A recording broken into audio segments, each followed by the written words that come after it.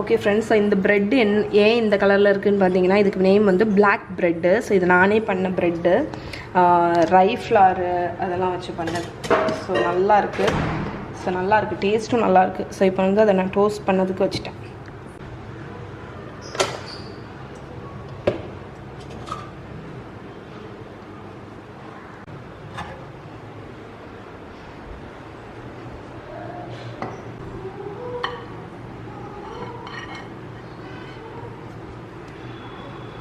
So என்னோடய butter ஜாரோட review கொடுத்துட்றேன். So இப்போ கிட்டத்தட்ட 1 வீக் ஆச்சு நான் இதை வாங்கி. ஸோ செம்மையாக இருக்குது. எப்படி பட்டர் க்ரீமியாகவே இருக்குன்னு பாருங்கள். ஸோ ஸ்ப்ரெட்டபிள் கன்சிஸ்டன்சியில் இருக்கும்.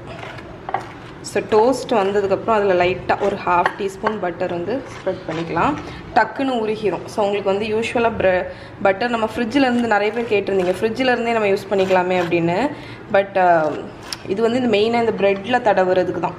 உங்களுக்கு ஸ்ப்ரெட்டபிள் கன்சிஸ்டன்சிலே இருக்குது, பரவாயில்ல. ஆக்சுவலி நான் வந்து இது ஸ்பாயில் ஆகிடுமோன்னு நினச்சேன். பட் தண்ணியை மட்டும் நான் 2 days once மாற்றுவேன்.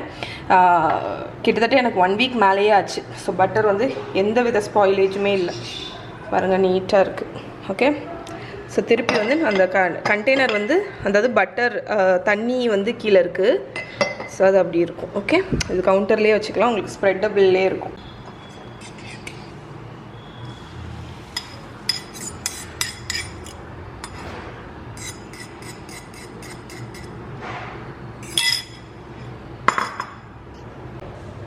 ஸோ நான் இப்போ ஸ்க்ராம்பிள்ட் எக் தான் பண்ணுறேன். ஸோ நான்ஸ்டிக் பேன்னால் நான் எண்ணெய் எதுவுமே யூஸ் பண்ணல.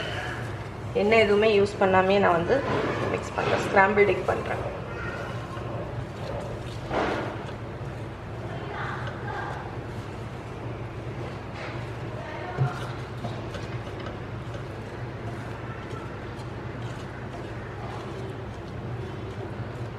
ஸோ உங்களுக்கு எந்த டெக்ஸ்டரில் பிடிக்குமோ அந்த டெக்ஸ்டரில் எடுத்துருங்க.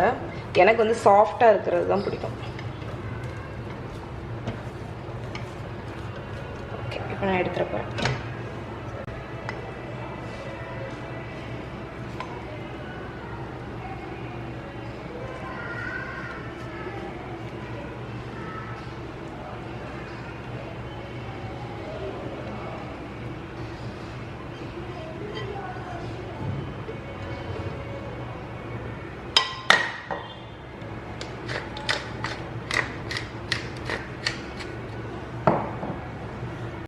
ஓகே ஃப்ரெண்ட்ஸ், இதுதான் என்னோடய பிரேக்ஃபாஸ்ட்டு. ஸோ நான்